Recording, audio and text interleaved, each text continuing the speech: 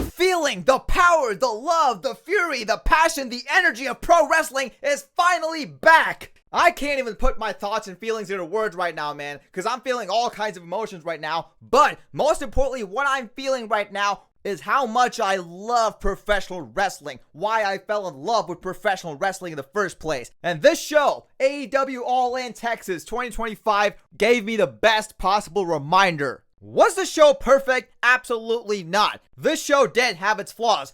But at the end of the day, I can say with absolute certainty that we just witnessed one of the greatest wrestling shows in recent memory. All In Texas 2025 was generational. So obviously we got a lot to talk about here in this show, and I mean a lot to talk about in this show. So without further ado, let's get right into the show match by match. So the show kicks off with a trios title match, the Ops versus Death Riders. I'm not gonna lie, a pretty questionable choice for the opener. I do think the men's gauntlet should have opened the show, and this match should have kind of been a breather before like the main event, one of the main events. But don't get me wrong, I'm not saying this was a bad match by any means, It was decent. I did think it was a solid match. Obviously, Samoa Joe is one of the GOATs, man. He's awesome. And we did get a pretty good match, but like I said, pretty questionable choice for the opener. For a show this big, we needed a hot opener, like a hot match, dude. And I don't think this was the right match for it. So anyways, in the end, the Ops pick up the win in a pretty good finish. I'm not gonna lie, I really like the spot where Samoa Joe catches Wheeler Yuta on the top rope and he hits him with a muscle buster and stuff like that. That was a really cool finish. So obviously, the Ops retain their trios titles. But after that, we get a post-match assault by the Death Riders and they take out Samoa Joe. Like, they injured this guy and, he's taken out with a stretcher. So obviously, this was done so they can write him off of television and, make him not interfere in the Hangman Paige match in the main event. So yeah, this was a solid match, but like this had no business whatsoever being the opener. So get out of here, man. Let's just move on.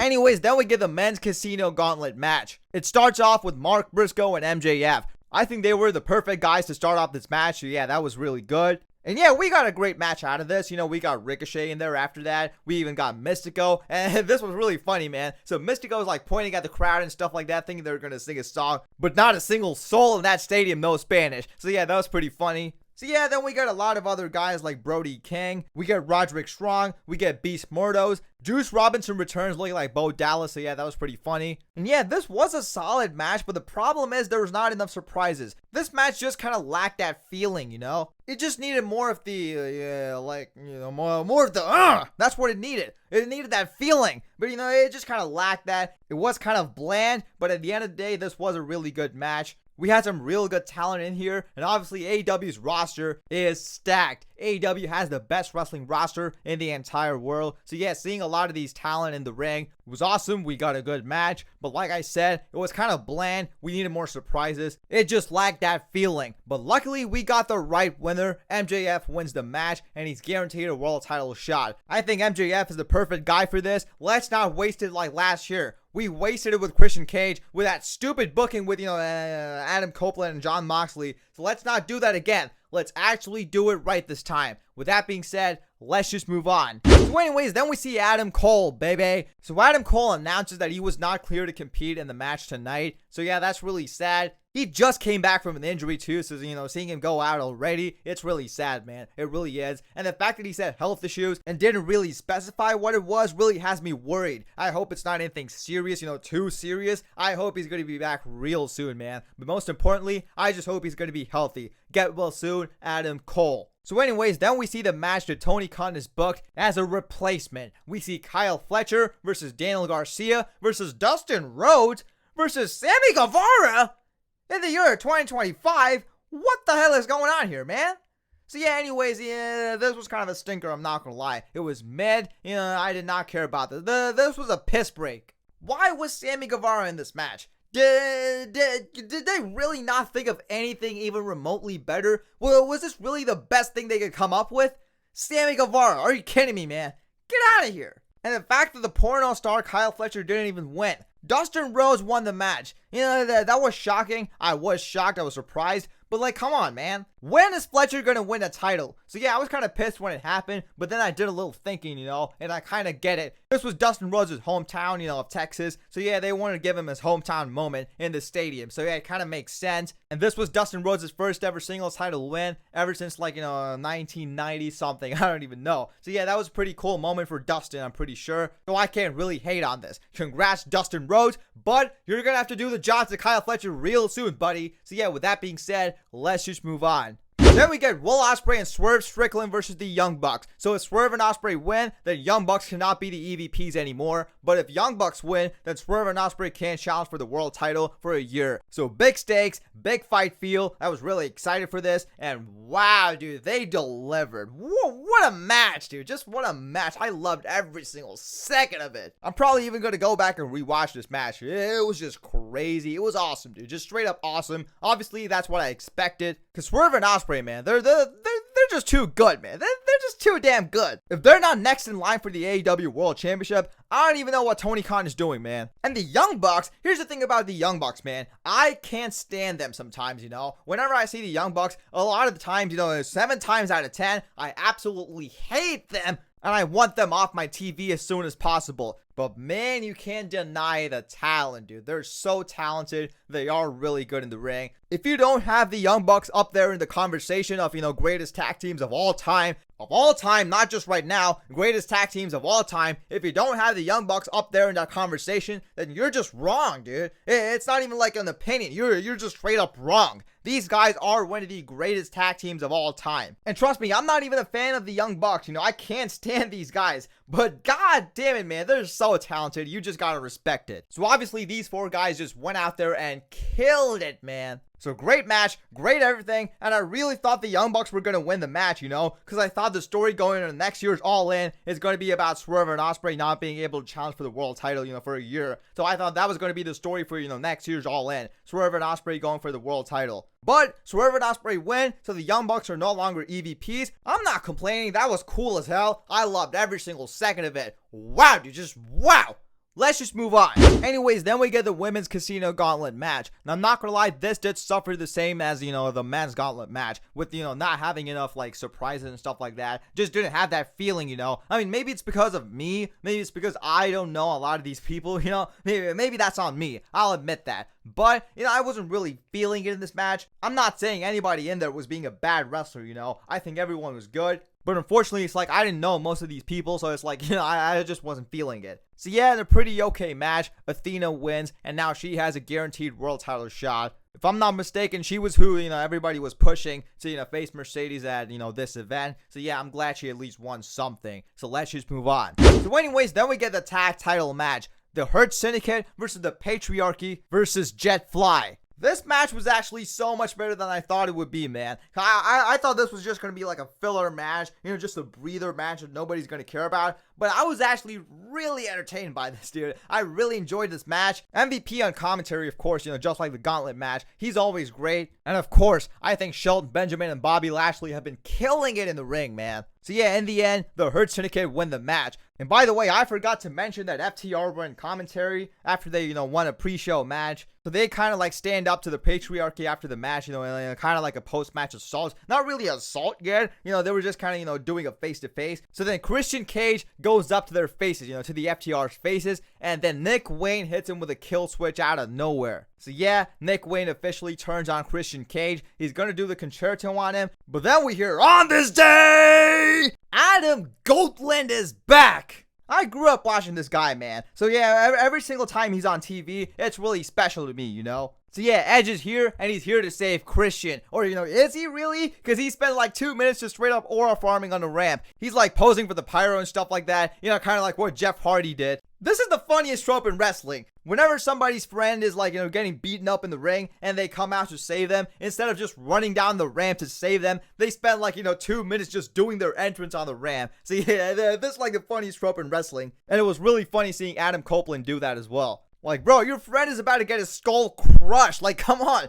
What are you posing for a pyro for? So anyways, yeah, Adam Copeland gets in the ring. He beats up everybody, and he saves Christian Cage. He picks him up, and he says, go find yourself. So yeah, that was a pretty cool moment. I really popped hard for that. awesome, man. Just awesome stuff. Loved every single second of it. Obviously, I'm a big fan of Edge and Christian, one of my favorite tag teams of all time. Edge, obviously, like I said, one of my favorites of all time. I grew up watching this guy, man. So yeah, this means a lot to me. This was really special. Just straight up chills, dude. Just straight up chills.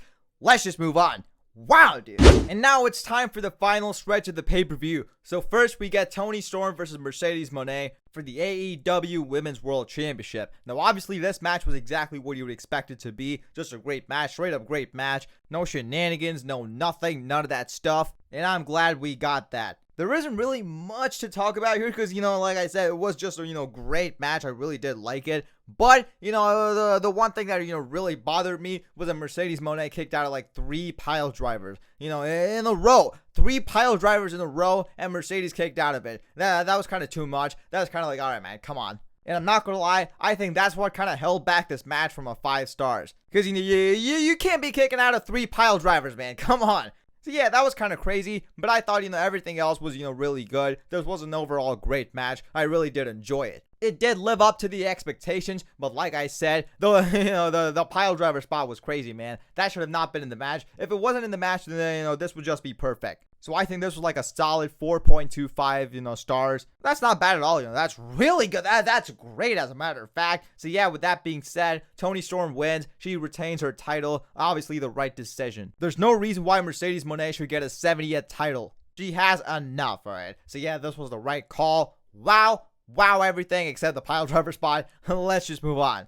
Now it's time for Kenny Omega versus Okada. Dude, I have waited so long for this moment. Back when they had their, first few matches, I wasn't really watching wrestling outside of WWE at that point. So witnessing Kenny Omega versus Kazuchika Okada live. I mean, not really live because I wasn't there in person, but you get the point. Witnessing it when it happened. Wow, dude, just a great experience. I did see a lot of people hating on this match. Now, here's the thing, alright? I didn't expect this match. I never expected this match to be, better than their previous matches. Obviously, that's not going to happen. Their previous matches were, straight up classics. Like, nobody's touching that. But this match was great, dude. They really did cook. Kenny Omega and Kazuchika Okada were cooking. I do think this match had its flaws. Like, Don Callis, he was interfering like 800 times in this match. Like, once, okay, I can let that slide. But like 3 times, like, come on, man. That's a little too much. Keep the focus on Kazuchika Okada and Kenny Omega. Come on. Anyways, let's talk about Kenny Omega's performance. Him as a babyface is awesome. It's really up there with Shawn Michaels in the second run. The selling is just elite level selling, dude. No pun intended. So yeah, I think Kenny Omega has been killing it in this run as a babyface. You love to see it. Okada, even though he's kind of been phoning it in a lot of times in AEW, I think he does kind of lock in, when he needs to lock in. So yeah, I'm glad he locked in this match. So in the end, Kazuchika Okada ends up beating Kenny Omega. I was kind of sad, I'm not gonna lie. I really wanted Kenny Omega to win the match, but I'm not complaining because either way, they absolutely cooked. This was an amazing match. Was it better than the previous matches? Absolutely not. But, I wasn't expecting it to be better than those matches. This match was what it needed to be. It did the job. And regardless of anything, Kenny Omega and Kazuchika Okada cooked. Let's just move on. And finally, we have made it to the main event. Jon Moxley versus Hangman Adam Page for the AEW World Championship. And boy, oh boy, where do I even begin? Let's talk about Hangman's entrance. This guy came out with his old beard, his old music too, with the like, it was awesome. Such a great moment. He's officially back to being good old babyface Hangman Adam Page. And obviously, Jon Moxley makes a, boring ass entrance. We'll talk about Jon Moxley later. We got a lot to talk about him. But let's talk about the match. What a match. This is a main event level match. This is wrestling, man. This is wrestling. The brutality, the storytelling. This was cinema. This is actually up there as one of my favorite matches of all time. I'm not even kidding. Just wow, man. What a match.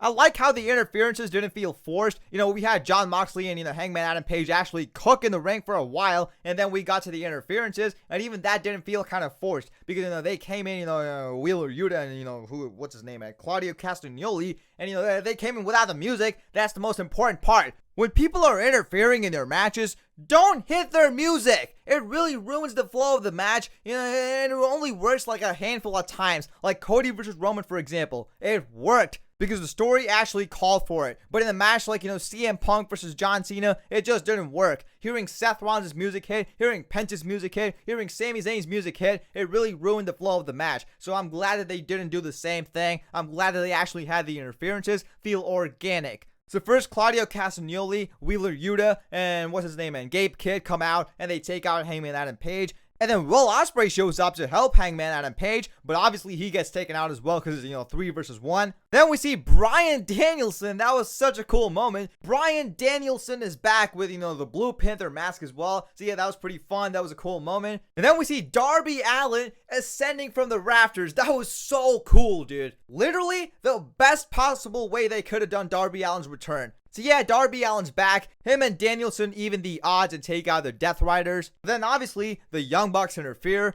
and Jon Moxley even tries to use Marina Shafir's help. But then Prince Nana handcuffs her out of nowhere. That was really funny. That was brilliant, dude. That was such a cool moment. And then obviously Swerve Strickland shows up and he takes out the Young Bucks with a chain. The same chain that Hangman Adam Page choked out Jon Moxley with. He hands him the chain, and Hangman Adam Page chokes out Jon Moxley and gets the W. Wow, dude, what a cool match, dude. Just cinema.